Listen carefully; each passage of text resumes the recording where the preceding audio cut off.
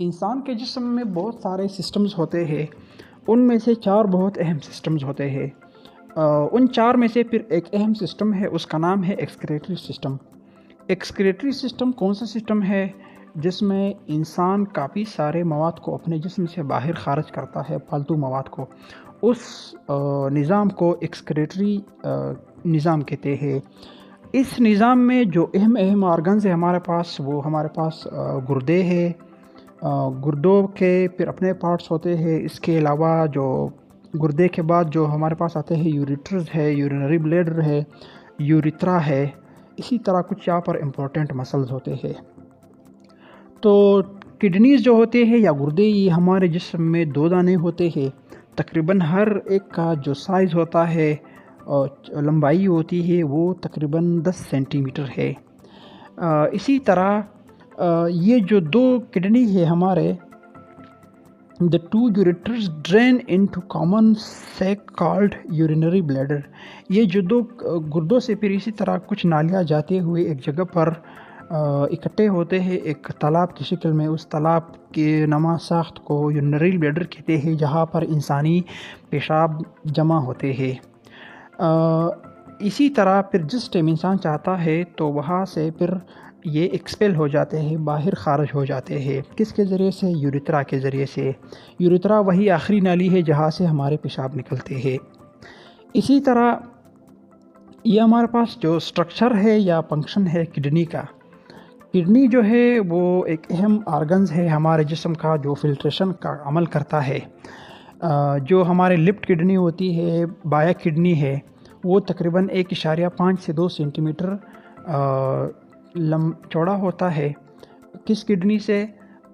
دائیں کڈنی سے۔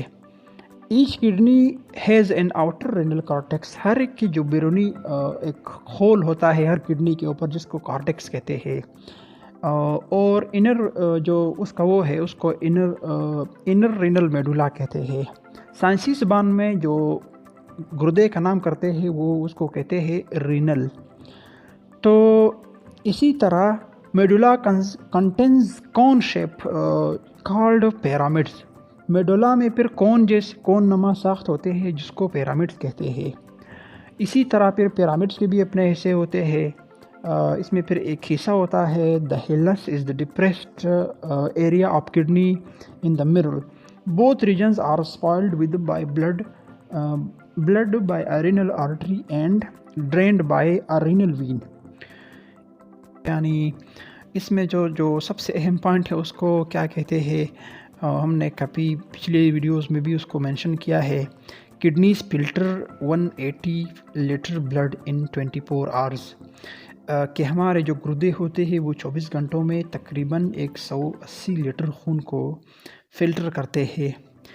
تقریباً 1 سے لے کر 1.5 لیٹر یعنی 1.5 لیٹر جو پیشاب ہے وہ بنتے ہیں 24 گھنٹوں کے دوران میں۔